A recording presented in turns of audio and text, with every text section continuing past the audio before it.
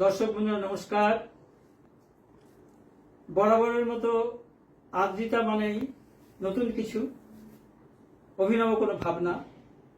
আপনারা আগেও দেখেছেন আমাদের এই আদ্রিতা দপ্তরে, এই আদ্রিতা শৈল্পিক ভবনে আমরা শিল্পীর মুখোমুখি শিল্পী এই শিরোনামে প্রোগ্রাম করেছি। সেটা আপনারা দেখেছেন, অজস্র মানুষ সেটাকে দেখেছেন, এখনো দেখছেন।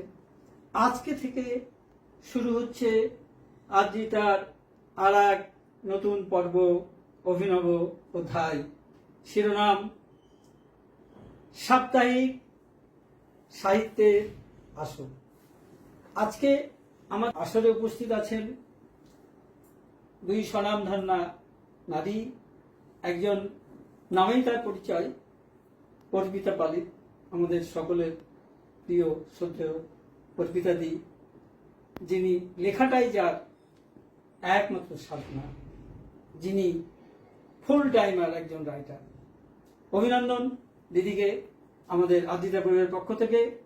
আর দিদির পাশেই দেখছেন মৃদু হাসছেন, মৃদু হাসিনি, মিষ্টি হাসিনি, আমাদের ডাক সাইটে শিক্ষিকা, প্রাণীবিদ্যার দাপুটে শিক্ষয়িত্রী এবং কবি স্বস্তি বিশ্বাস। আদ্রিতা পরিবারের পক্ষ থেকে তাকে আমরা অভিনন্দন জানাচ্ছি। এবার আমাদের বরণের পালা, আমরা বরণ করে নিচ্ছি। আমরা এই মুহূর্তে আদ্রিতা পরিবারের পক্ষ থেকে বরণ করে নিচ্ছি বিশিষ্ট লেখিকা অর্পিতা পালিত মহাশয়কে।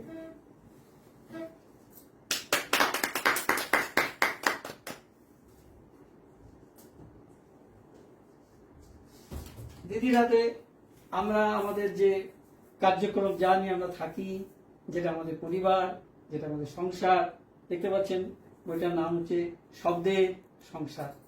আদ্রিতা পরিবারের পক্ষ থেকে দিদির হাতে শব্দের সংসার বইটি আমরা তুলে দিচ্ছি। ধন্যবাদ দিদি এখানে আসার জন্য।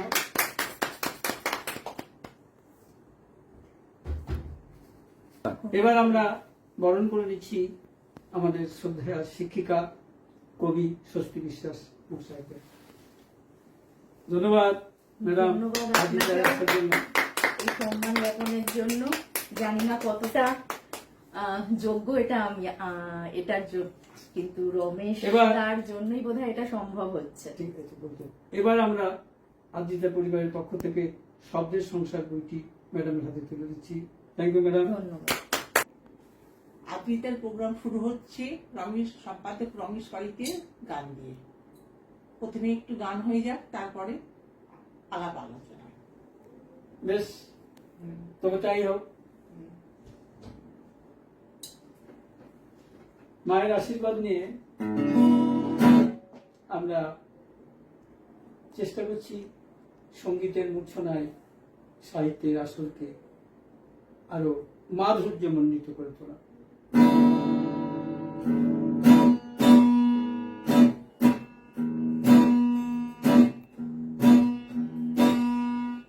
আমরা শয়নে স্বপনে জাগরণে, আমি অন্তত যার লেখা, যার সঙ্গীত যাপন করি, তাকে দিয়ে একটু শুরু করি।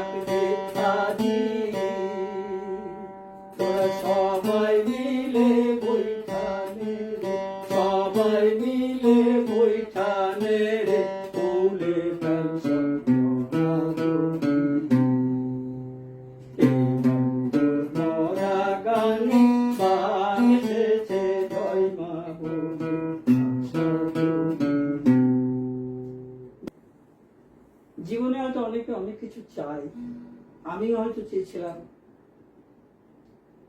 সঙ্গীত সাহিত্যের মধ্যে জীবন কাটাতে, কিন্তু বিধাতার হাতে ইচ্ছা তেমন নয়, তাই আমাকেও শিক্ষকতা করতে হয়, এখনো হচ্ছে।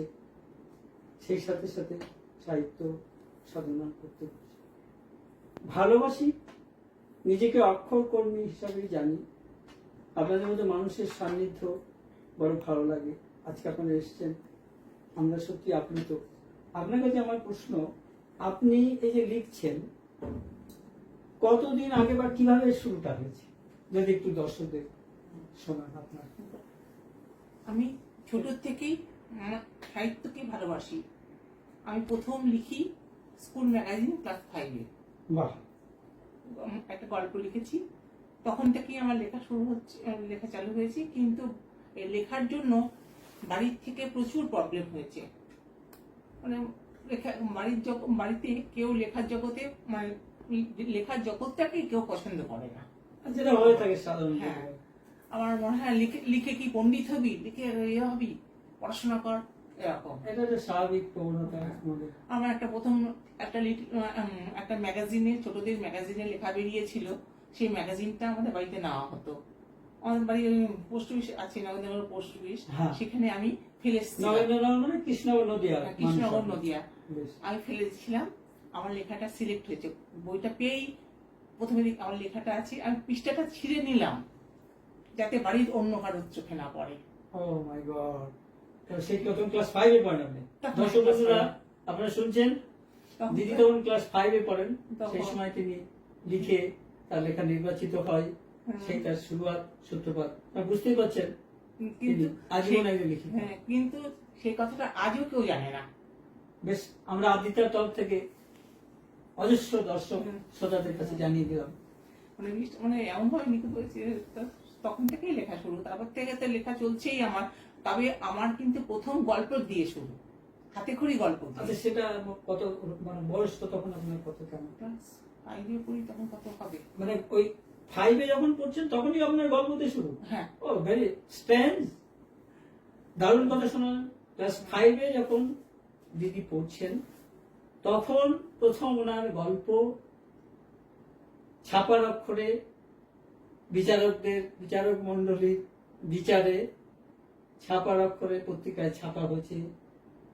আজকে ওনাকে আমরা কাছে না পেলে হয়তো এই সত্য ঘটনাটা জানতে পারতাম না। খুব খুশি হচ্ছে দিদি। দিদি, আপনার কাছে পরের প্রশ্ন হচ্ছে, এই যে আপনি ক্লাস 5 থেকে যে জার্নি বা যাত্রাটা শুরু করেছেন, এখনো চলছে, জীবনের অনেকটা পথ আপনি পেরিয়ে এসছেন, লিখে আপনি কি পান যে সেই না লিখে যে আপনি থাকতে পারেন না? লিখে কি পান বা না লিখে, ধরুন, আর প্রশ্নটা আমি আর একবার করি, প্রথমত লিখে আপনি কি পান যে সেই টানে আপনি লেখেন, যদি একটু শোনান।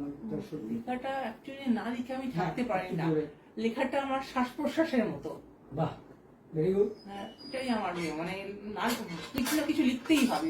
তবে আমার প্রচুর লেখা হারিয়ে গেছে, আগেকার লেখা কিচ্ছু নেই। মানে সংস্কৃতে একটা কথা আছে, নান্না পন্থা, মানে না লিখে, মানে না লিখে বা না করে উপায় নেই, নান্না পন্থা। মানে আমি না করে আমার কোনো উপায় নেই, তাহলে আপনি না লিখে বাঁচবেন না, তাই না? বাঁচবো না। আচ্ছা, আপনাকে একটা প্রশ্ন করি, তবে আবার আমরা অল্টারনেটিভ করবো। আপনার হাত থেকে আপনি লিখছেন, বসে বসে পেনে লিখছেন বা কম্পিউটার জায়গায় আপনি লিখছেন, আপনার হাত থেকে কলমটি কেড়ে নেওয়া হবে বা আপনার ল্যাপটপটি নিয়ে নেওয়া হবে, বলো না লেখালেখি করা যাবে না, তখন আপনার কি অনুভূতি হবে? আপনি একটু শোনান আমাদের দর্শকদের, তারা প্রাণিত হবে। তখন প্রথমে রাগ হয়, তারপরে খুব মানে মানে মানে কান্না পেয়ে যায়, কেঁদে ফেলার মতন অবস্থা হয়। এরকম আমার জীবনে বহু ক্ষেত্রে পড়ে যায়, সারা জীবনটা এইভাবে ঘটেছে। ও সো স্যাড। তারপর আপনি লিখছেন? হ্যাঁ, তাও আমি কিন্তু লেখা বন্ধ করিনি। সেসব লেখা হারিয়ে গেছে, তাও লেখা বন্ধ করিনি। না লিখে থাকতে পারি না। লেখার জন্য মানে অনেক কটু কথা শুনতে হয়েছে আমার জীবনে, মানে বিবাহিত জীবনের আগে, বিবাহিত জীবনের পরেও। এটাই আমাদের সাধারণ পরিবারে ঘটে থাকে। দর্শক বন্ধুরা, দিদির মুখ থেকে সেটাই শুনলাম, খুবই যন্ত্রণার তবু এই যে সমস্ত বাধাকে অতিক্রম করে উনি যে ওনার লেখনীকে সচল রেখেছেন, এটা আমাদের কাছে, সমস্ত সৃজনশীল মানুষের কাছে, শিল্পীর কাছে একটা অসাধারণ প্রেরণা। আমরা প্রাণিত হলাম। পুরো আদিতা পরিবার শুধু নয়, সমগ্র বিশ্বের যত সৃষ্টিশীল মানুষ আছেন, আমি মনে করি অর্পিতা পালিতের, লেখিকা অর্পিতা পালিতের এই কথায় তারা প্রাণিত হবেন, উৎসাহিত হবেন। অসংখ্য ধন্যবাদ। আপনাকে আবার ফিরে আসবো। Relax protection. আমি আসছি আমাদের আদিতা পরিবারের আরেকজন আত্মজন, ঘরের মানুষ, কাছের মানুষ, নিজের মানুষ, যিনি আক্ষরিক অর্থে অত্যন্ত ব্যস্ত মানুষ। বিদ্যালয়ে তিনি একজন প্রাণীবিদ্যা বিভাগের শিক্ষিকা, কিন্তু সবচেয়ে বড় গুণ হচ্ছে উনি খুব একজন দায়িত্বশীল মানবী। আমি মানুষই বলবো, লিঙ্গ পেতে, জেন্ডার পেতে না গিয়ে। বাড়িতে ওনার অসুস্থ মাকে বুকে আগলে রেখে তাকে তিনি যেভাবে সেবা যত্ন করে তার দায়িত্ব পালন করছেন, শেখার মতো। কিন্তু উনি তার পেশা, পারিবারিক দায়িত্ব, তার আর একটা পরিবার আছে, জীবন আছে, সংসার আছে,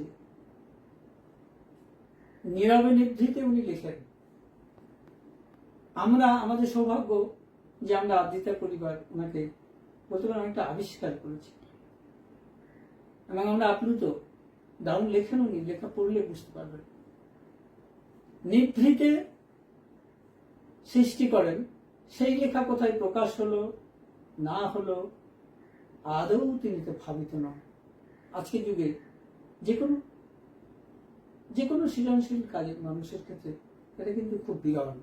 তাই আমি বলবো যে স্বস্তিকা ম্যাডাম, আপনি, আপনার শিক্ষকতা জীবন শুরু হয়েছে অনেকদিন হলো, আপনি যে লেখালেখির জগতে এসেছেন কোন সময়, বা তখন আপনার বয়স কত, যদি একটু আপনি দর্শকদের শোনান। প্রথম লেখাটা আমার শুরু হয় আমার বাবা গত হওয়ার পর। বাবা গত হওয়ার 13 দিন পর্যন্ত বুঝতে পারিনি বাবার ঠিক অভাবটা কতটা, কিন্তু 13 দিন পর যখন বাড়ি থেকে সবাই চলে গেল, সমস্ত বাড়ি তখন খা খা করছে, শুধুমাত্র সে বাড়িতে মা আর আমি। তো তখন মনে হয়েছিল যে পুরো বাড়িটাই বোধহয় শূন্য ওই একটি মানুষ ছাড়া। মাকে আমি কোনোদিনও চোখের জল ফেলতে দেখিনি, কিন্তু 13 দিনের পরে রাত্রিবেলা যখন পুরো বাড়ি ফাঁকা, তখন মাকে প্রথম চোখের জল ফেলতে দেখেছিলাম। খুবই দুঃখের যন্ত্রণা শুনছেন এত আপনারা। বছরের সঙ্গীকে হারাবার। আর বাবা আমার কাছে সন্তান সময় হয়ে গিয়েছিল শেষের দিকে। তার কারণ আমি যখন ক্লাস 6-এ পড়ি, বাবার একটি অ্যাক্সিডেন্ট হয়, এবং সেই অ্যাক্সিডেন্টে পরও বাবা চলেছেন বহু ভুলভ্রান্তি, ভুল চিকিৎসার মাধ্যমে। তার জীবনটা অনেকটা অন্যরকম ভাবে অতিবাহিত হয়, এবং বাবা অনেক ছোটবেলা থেকে বা অনেক কলেজ লাইফ থেকে শ্যামবাজার ইয়ং বেঙ্গলে থাকতেন, এবং সেখান থেকে লেখালেখি করতেন, এবং তার একটা পলিটিক্যাল ব্যাকগ্রাউন্ড ছিল। সেখান থেকেও তিনি তার অসুস্থতার পরে একটা ধাক্কা খান। তো মনে মনে একটা ক্ষোভ জন্মেছিল, প্লাস একটা বিশাল কষ্ট বাবা হারানোর। তারপরে সেই পলিটিক্যাল পার্টি, সেইখান থেকেই একটা প্রপোজাল আসে বাবার একটা স্মরণ সভা হবে। সেই স্মরণ সভায় আমার কিছু বলতে হবে। ভাবিনি কোনোদিনও নিজের কথাগুলো ওরকম ভাবে লিখে প্রকাশ করতে পারবো, কিন্তু হয়তো বাবাই শক্তি জাগিয়েছিলেন। বাবার কথা লেখা। সুতরাং সেই থেকে লেখা শুরু। 2012 সাল 31শে অক্টোবর বাবাকে হারিয়েছিলাম। তার ঠিক 13 দিন চলে যাওয়া 14 দিনের মাথায় আমার কাছে সেই স্মরণ সভার প্রপোজালটা আসে, এবং বাবাকে নিয়ে প্রথম লেখা, বাবার ত্যাগ, বাবার কষ্ট, সেগুলোকে তুলে ধরেছিলাম কিছু মানুষের সামনে। তো সেই লেখায় মানুষের চোখে জল এসেছিল। সবাই বলেছিলেন যে তুই হয়তো তোর বাবাকে এইবারে সঠিক সম্মান জানাতে পারলি। সেখান থেকে আমার লেখা শুরু। কোনোদিন ভাবিনি যে আমার হাত থেকে কলম থেকে কিছু বেরোতে পারে। হয়তো বাবার আশীর্বাদ, সেই বাবার আশীর্বাদ নিয়ে কোনো কোনো সময় কোনো কোনো দুঃখ, কোনো কোনো যন্ত্রণা যেগুলো আমার মনের মধ্যে ছিল, বা কখনো একদম নিভৃতে একাকিত্বে একটু একটু করে লেখা শুরু করি। তবে হ্যাঁ, আমি একেবারেই ধারাবাহিকভাবে লিখি না। কোনো সময় মনে হলে তখন লিখি, যতটুকু লেখা হয় নিজের মধ্যেই রাখি। কোনোদিন ভাবিনি যে নিজের লেখা নিয়ে এভাবে ক্যামেরার সামনে দাঁড়াবো বা বসবো বা আপনাদের সাথে কথা বলবো। কিন্তু আজ রমেশ বাবুর দৌলতে আমার লেখাগুলো এক প্রকার উনিই জোর করে বের করে এনেছেন।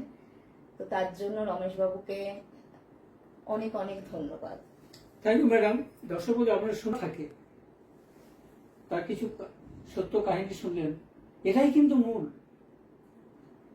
যন্ত্রণা থেকেই যুগান্তকারী সৃষ্টি যুগে যুগে হয়েছে, তার বহু প্রমাণ আমরা পেয়েছি এবং পাচ্ছি।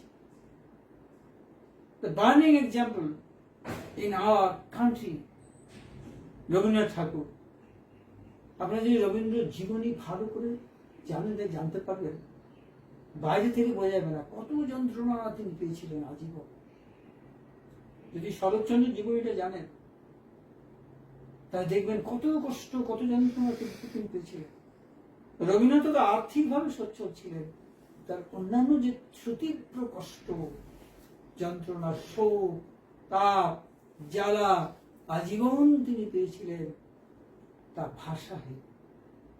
তা স্বস্তিকা ম্যাডামের কাছ থেকেও আমরা শুনলাম তার সৃষ্টির রহস্য, তার বাবার এভাবে চলে যাওয়া। চলে আমাদের সবাইকে যেতে হবে। আমি কথা বলছি আপনাদের সঙ্গে, কিছুক্ষণ বাদে নাও থাকতে পারে, এটাই সত্য। আর এই সত্যকে মেনে নিয়েই আমাদের এগোতে হবে। আমরা আদ্রিতা পরিবারটা গঠন করছি, এর একটা উদ্দেশ্য আছে মহৎ। এই একটা মাসিক পত্রিকা শুধু বেরোচ্ছে তাই নয়, আমরা মনে প্রাণে চাইছি একটা সুস্থ, সুন্দর, সজ্জন এবং সুজনদের নিয়ে একটা শিল্প সাহিত্যের বিরাট পরিবার গড়ে উঠুক। ধন্যবাদ দুজনকেই। এবার আমরা আসছি অর্পিতা ম্যাডামের কাছে। বলবো, দিদি আপনার একটু লেখা যদি দর্শকদের শোনান, আমরা সবাই মুগ্ধ হব। এই 3 অক্ষরের শব্দটি শুনলেই মন উদ্বেল হয়ে ওঠে। আমাদের এই জীবন রঙ্গমঞ্চের স্টেজ। শীতে আসে পাতায় ভরার দিন, বসন্তে কচি পাতা গজায়, অথবা নদীর জোয়ার ভাটার মতো ধারাবাহিকভাবে পক্ষকাল ওঠানামা করে। দুঃখ, বেদনা, হাসি, কান্নার বয়ে চলে জীবন। মনের ভেতরে লুকিয়ে থাকা ভাবনার সাথে বাইরের দর্শনীয় বস্তুর মিথক্রিয়ার ফলে যেটা জন্মগ্রহণ করে, সেটাই কবিতা। কলমের কালিতে প্রসূতি মায়ের মতো প্রসবিত সন্তান কবিতা, ফুটে ওঠা পুষ্পিত ফুল। কবিতার কোনো বয়স নেই, কবিতা সবসময় চিরযৌবনা, যা সবার মাঝে আত্মগৌরব নিয়ে বেঁচে থাকে। বাহ, দারুণ। বন্দি। ম্যাকাওটিকে দেখে তুমি ভাবছো নয়না গিরাম, আমি ভাবছি খাঁচা খুলে দিলেই মুক্ত আকাশে উড়ে যায় পাখি। বাহ। মৃত্যু। কাল বাড়ি ফিরছি, একমুখ হাসি নিয়ে পড়ল পাশের বেডের লোকটি। হঠাৎ মাঝরাতে মহাশূন্যে পাড়ি দিল। পরদিন বেডটিতে অন্য আর একজন এলো।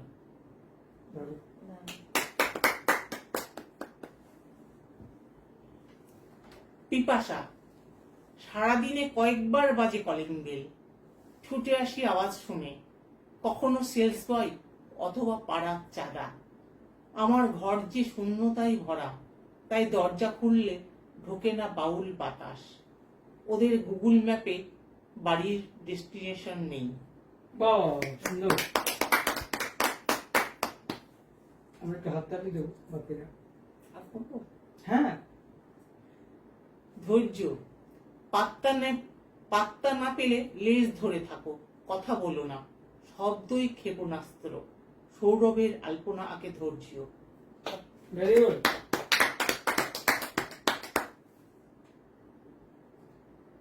আমরা আবার আসবো। এই যে ছোট্ট ছোট্ট, যিনি বলছেন অনু কবিতা, মানে অনুবীক্ষণ যেমন হয় না,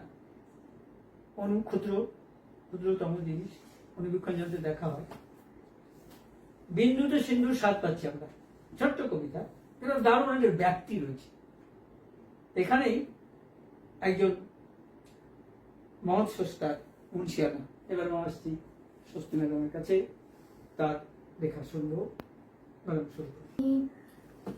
তথাকথিত কবি নই, শিক্ষিকা, সেহেতু ভাষার বাঁধন হয়তো আমার অতটা আছে কিনা জানি না, তবু যতটুকু মনে আসে সেভাবেই সেটাকে তুলে ধরি, যেটা মনের মধ্যে তার পাকায় সেগুলি তুলে ধরার চেষ্টা করি। তার মধ্যে একটা ছোট্ট কবিতা পড়ছি। কবিতার নাম বেঁচে আছি। ডুবে যাচ্ছি অনিয়ন্ত্রিত অমাবস্যার অন্ধকারে, কালো ধোয়ার মতো কুণ্ডলি পাকিয়ে। তবু তো কেউ ফিরে তাকাচ্ছে না, চোখের কালি কারোর চোখে ধরাও পড়ছে না। বুঝতে পারছে না অন্তরের দাবানল, হৃৎপিণ্ডের রক্তকণর অনর্গল। কেউ জানে না, জানতেও চায়নি, রাতের পর রাত জেগে থাকার দমবন্ধ কাহিনী। তবু বেঁচে আছি বিবাদবিহীন প্রেমহীন চিলে কোঠায়, ভস্মীভূত ভালোবাসার ধোয়ায়। দারুণ।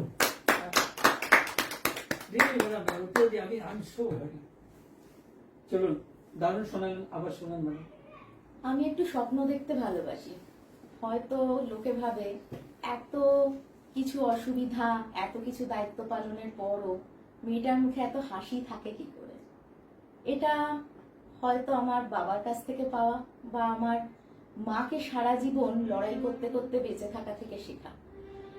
তো সেটা থেকেই আরেকটা আমার কবিতা, স্বপ্ন।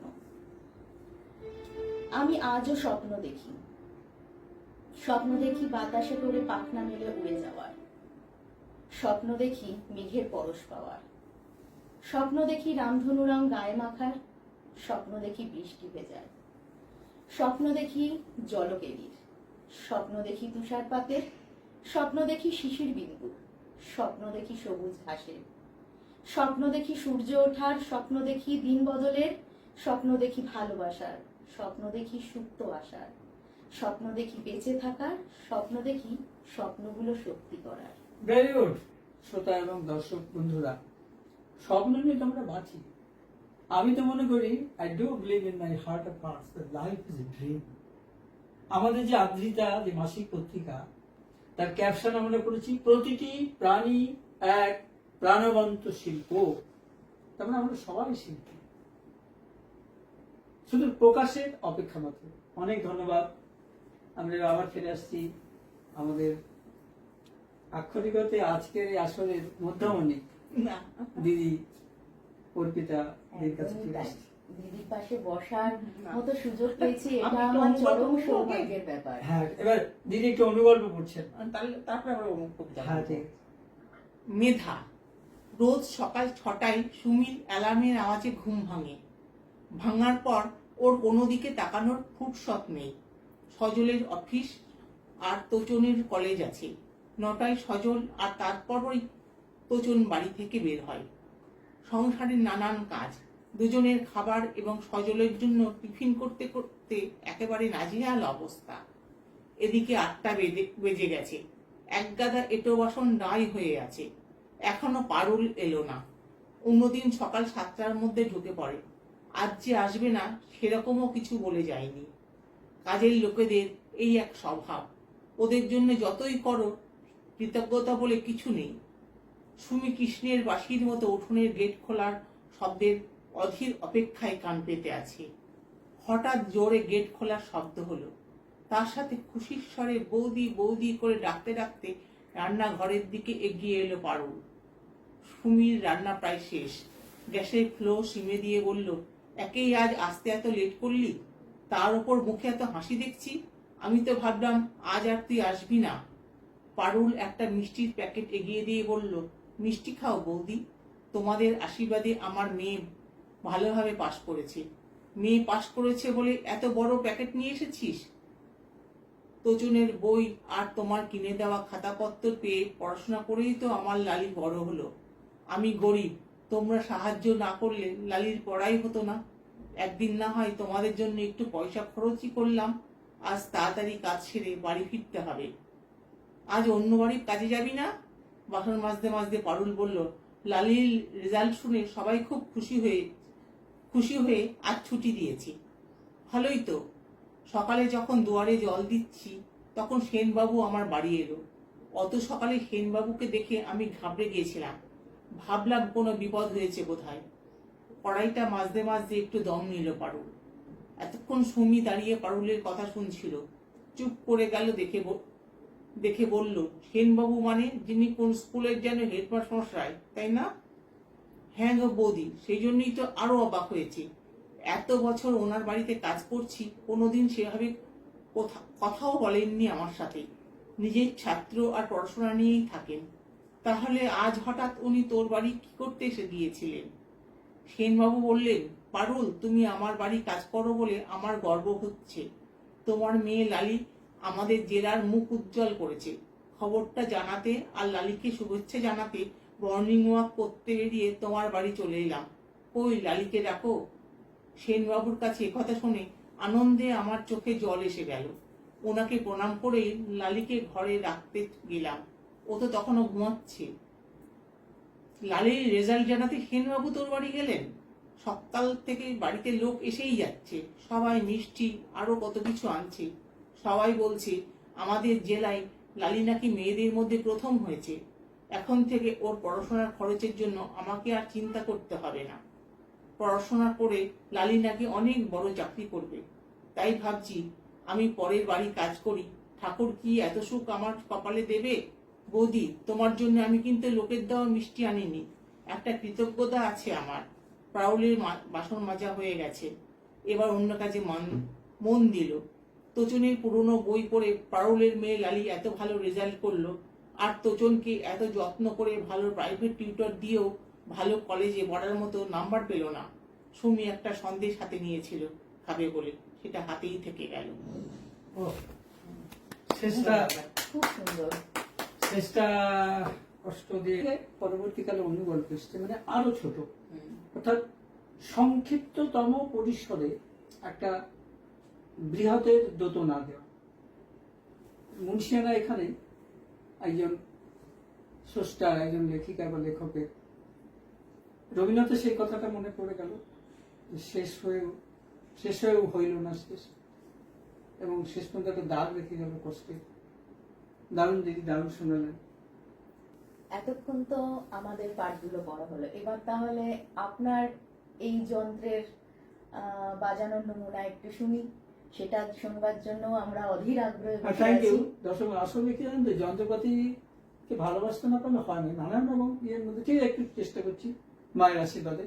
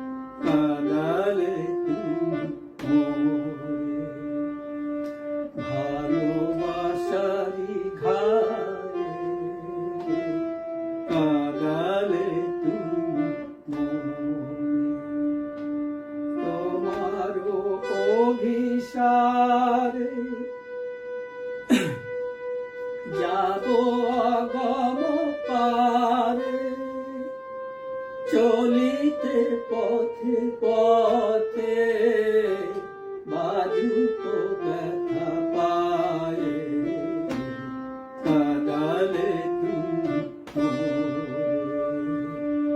ভালোবাসারি ঘায়ে, কাদালে তুমি। দর্শক বন্ধুরা, একটু সুন্দর সুন্দর। এই জীবন পেরিয়ে গেল, কিন্তু আমরা এসব ভালোবাসি। আপনারা আসুন না, সবাই আসুন আমাদের পরিবার, এসে একবার দেখুন একবার আসুন, লিখুন, আসরে আসুন। আমরা যে বাইরে অনুষ্ঠান করি, নেমে যাই, ঘুরি, করি আনন্দে, একবার এসে দেখুন না। আচ্ছা দিদি, আমরা এবার একটুখানি দর্শক বন্ধুদের বলি, এবার একটু আমরা ব্রেক নিই, একটু চাটা খাই, আপনারা একটু খেয়ে নিন। অনেক ধন্যবাদ, আপনার ধৈর্য তো দেখছেন, আমাদের এর আগেও দেখছেন। আপনারাই আমাদের প্রাণ, আদ্রিতাকে আপনারাই বাঁচিয়ে রাখবেন। থ্যাংক ইউ দর্শক বন্ধুরা, ধন্যবাদ। দর্শক বন্ধুরা, ফিরে এলাম ব্রেকের পর। আমাদের আসর শুরু হচ্ছে আবার। দুই স্বনামধন্য নারীকে দেখতেই পাচ্ছেন, সুন্দরী স্বনামধন্য। মাঝখানে আমরা দুবাই আছি, ক্যামেরা একজন, আর আমি এই সজ্জাগণের কাজ করছি আপনাদের। চলুন শুরু করা যাক একটু ছোট গান দিয়ে, আর দুঃখটুকু নয়, একটু আনন্দ করতে, প্রেমের গান।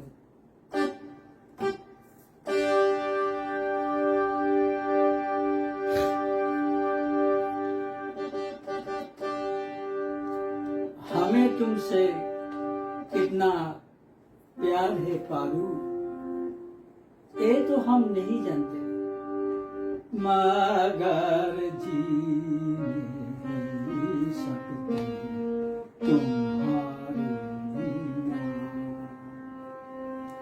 हम तुमसे प्यार कितना ये हम नहीं जानते, मगर जी नहीं सकते तुम्हारे बिना। हम तुमसे प्यार, सुना हम जुदाई का उठाते हैं लोग, जाने जिंदगी कैसे बिताते हैं लोग। दिन दिन भी यहाँ तो लगे बारिश के समान, हम इंतजार कितना ये हम नहीं जानते, मगर जी नहीं सकते तुम्हारे बिना। हम तुमसे प्यार, तुम्हें कोई और देखे तो जलता है दिल, बड़ी मुश्किलों से भी संभालता है दिल। दिन भी यहाँ तो लगे बारिश के समान, हम इंतजार कितना ये हम नहीं जानते, मगर जी नहीं सकते तुम्हारे बिना। हम तुमसे प्यार,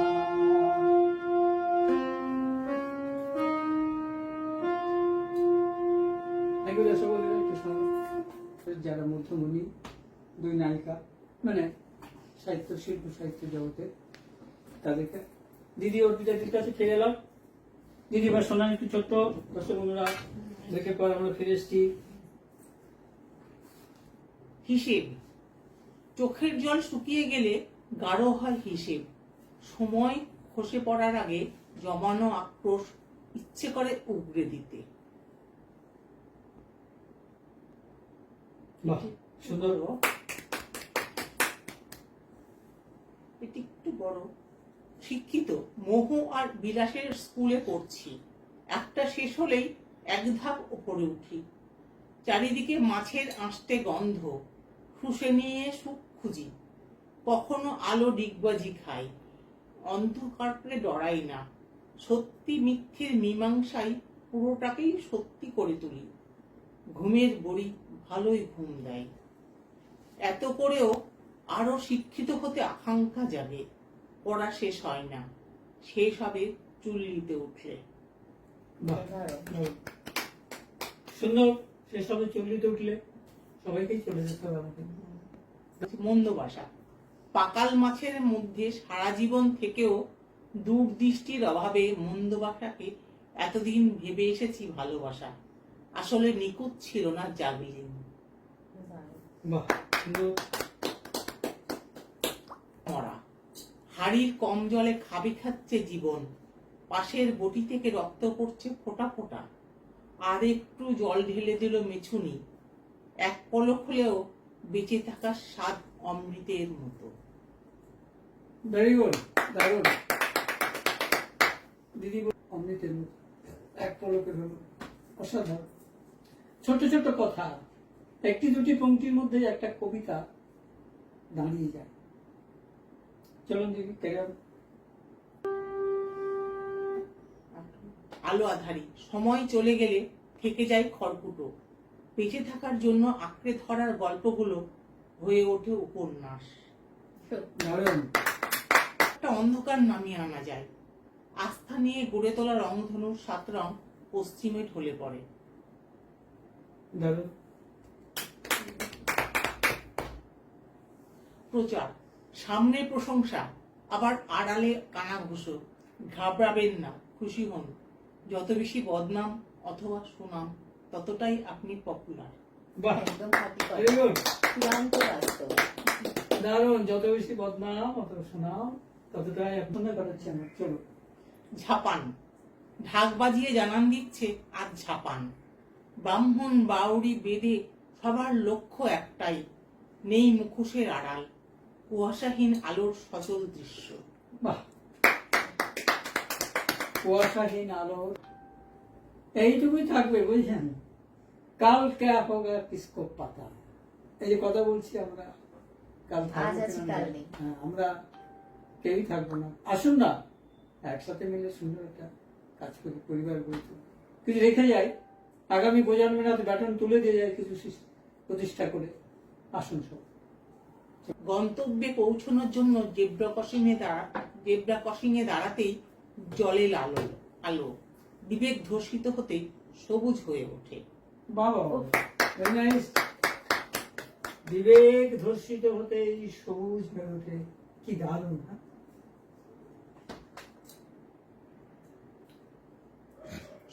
দৃশ্য শব্দগুলো এলোমেলো করে রাখা, মন মতো করে সাজিয়ে নিলে জন্ম নেবে দ্রোহ অথবা মোনালিসার হাসি। ও, অসাধারণ। বিস্ফোরণ সমুদ্রের নোনা জলে মেটে না তেষ্টা, বুকের আগুন নিভিয়ে দেয় ঈশানী মেঘ, হয়তো বৃষ্টি হবে কিংবা বেসামাল ঝড়ে হবে সুখের মরণ। Very good.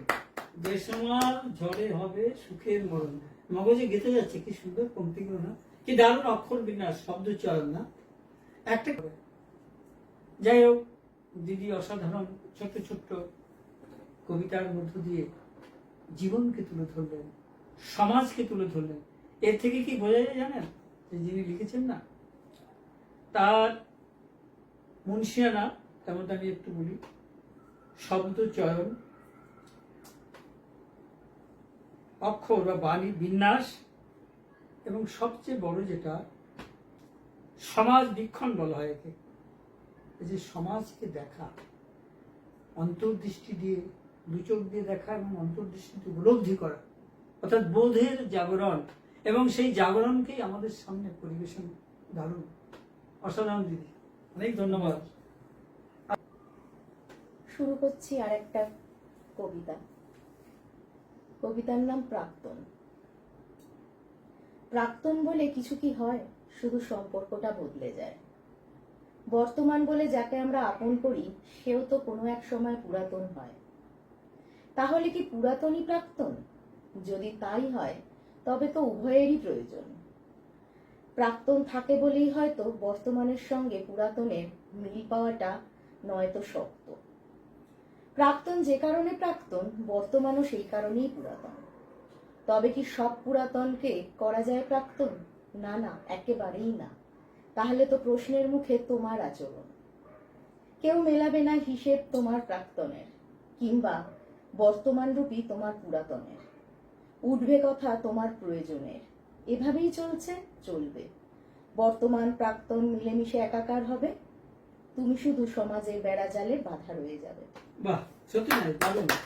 দিদি সত্যি দাদা মানে একটা অসাধারণ বোধ বাস্তব থেকেই উঠে এসছে, সেটাকে তিনি শব্দের ছাঁচে কি সুন্দর আমাদের পরিবেশন করলেন। অসংখ্য ধন্যবাদ দাদা। চলুন আরেকটা শুনুন। এটা দিয়েই আজকে শেষ করব। মা আমার কাছে ভগবানের মতো। যদি হ্যাঁ ঠাকুর মানি, ঠাকুর পুজো করি, মাকেও প্রতিদিন হয়তো ঠাকুরের আসনে না সাজিয়ে নিজের কাছে নিজের মতো করে ঈশ্বর রূপে মানি। তো মাকে নিয়ে আমার একটা ছোট্ট লেখা। মা, অমৃত সুধায় ঢালিয়াছ বলে, মা তুমি আমার আলো। আমাকেই সোহাগ করিয়াছ তুমি, আমাকেই বাসিয়াছ ভালো। শয়নে স্বপনে বাঁধিয়াছ বাহুডোরে, জ্ঞাতে অজ্ঞাতে বহু যতনে। আঁচলের ছায়ায় ঢাকিয়া আমায় করিয়াছ সংসার ধর্ম। তুমি মহিয়সী, তুমি মা আমার জীবনের ঢাল, ধন্য করিয়াছ জন্ম। তুমি আমার জগদ্ধাত্রী, তুমি মাগো অন্নপূর্ণা। শিখাইয়াছ মোরে জীবনের মানে, তুমি যে স্বয়ং সম্পূর্ণা। দারুণ। আমি একটা কথা আপনাদের বলি, মা আমারই লেখা যেন উনি নিজে লিখে পরিবেশন করলেন, কোন বিকল্প নেই। মাই তো, আমি সবসময় বলি যে mother is the living God, my তো জীবন্ত ঈশ্বর বা ঈশ্বরী। এই সত্য হৃদয়ে যদি আমরা যাপন করি, জীবন আমাদের অনেক মধুর, সৎ ও সুন্দর হবে, হতেই হবে। মায়ের আশীর্বাদ যার আছে মাথায়, সে তো সুন্দর হবে। দারুণ লাগলো।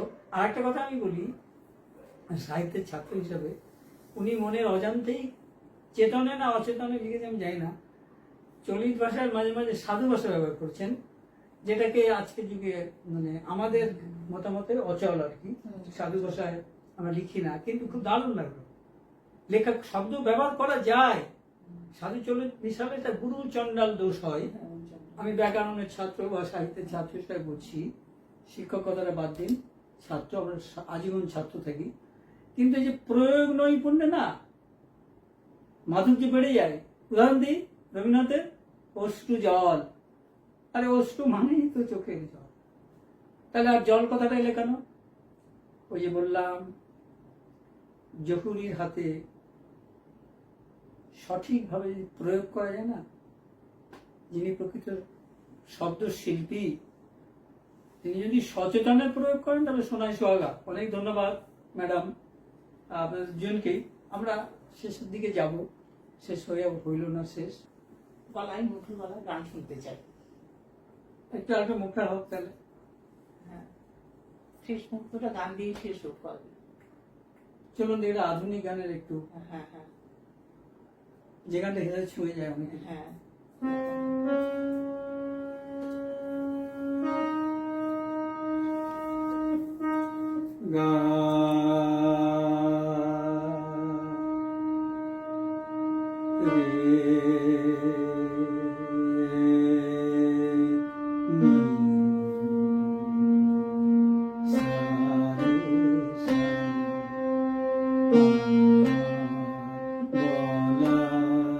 কিছু ছিল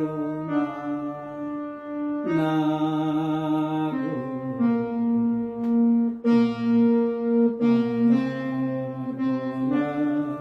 কিছু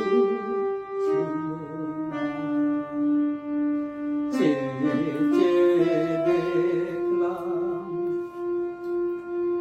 তুমি চলে গেলে, তুমি চলে গেলে,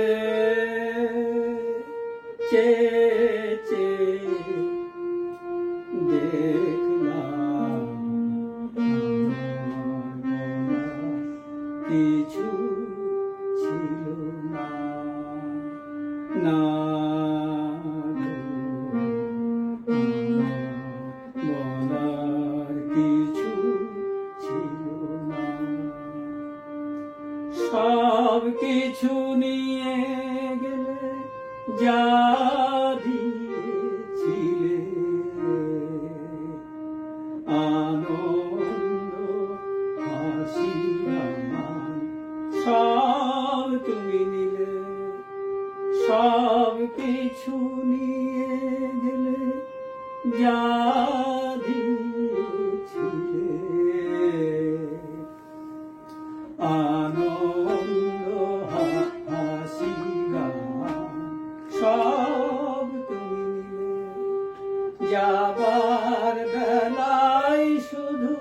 নিজেরই অজান্তে স্মৃতিটাই গেলে তুমি ফেলে, তুমি চলে গেলে।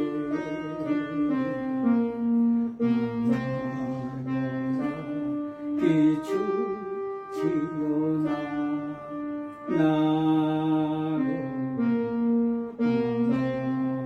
বলার কিছু ছিল না। দর্শক বন্ধুরা, একটু শোনাও। এই গানটা শুনে হাততালি দিতে ইচ্ছা করছে না, মনটা এতই ছুঁয়ে গেল। ঠিকই বলেছেন দিদি, গানটা যিনি লিখেছেন গভীর যন্ত্রণা থেকে লিখেছেন। আমাদের হৈমন্তী শুক্লা গেছেন দারুণ দরদ দিয়ে। আমি একটু চেষ্টা করি, কিছুই তো জানি না, জানা হলো না। ভালোবাসি তাই আর ধরা দিয়েছিল, কিন্তু সঠিকভাবে তো ব্যবহার করতে পারিনি। তো যাই হোক, এই একটু হিজিবিজি আমার একটু সঞ্চালনা একটু কেমন যেন ভুল হয়েছে এবং আবেগপ্রবণ হয়ে পড়েছি গানটা করে। যদিও আমাদের এবার আমরা আসবো, আমাদের একটু ফটোশুট পর্ব আছে। এই অনুষ্ঠানের সমাপ্তি ঘোষণার আগে আমি আদ্রিতার পক্ষ থেকে, আমি আদ্রিতার একজন সামান্য সৈনিক, বন্ধুরা আপনাদের মতো ভালোবাসি, আদ্রিতাকে ভালোবাসি। সেই ভালোবাসার টানেই অনেক রকম প্রতিবন্ধকতা সত্ত্বেও কাজটি আমরা করছি। আমাদের আজকে আদ্রিতার এই শৈল্পিক দপ্তরে যারা এসছেন তারাও আদ্রিতারই আত্মজন। তারা Adrita is not only a monthly magazine, it is a foundation of literature, art and culture. অনেক কিছু আমাদের পরিকল্পনা আছে, পারবো কিনা সময় বলবে, সবটা তো আমাদের হাতে নেই। আমাদের দুই কন্যাকে, দুই সৃষ্টিশীল মানুষকে আদিত্যের পক্ষ থেকে আবার ধন্যবাদ জানাচ্ছি। এবার আপনাদের থেকে আমরা বিদায় নিচ্ছি। সবাই ভালো থাকুন, সুস্থ থাকুন, আনন্দে থাকুন এবং সৃষ্টিতে থাকুন। ধন্যবাদ দর্শক বন্ধু, ধন্যবাদ সবাই। শুভরাত্রি।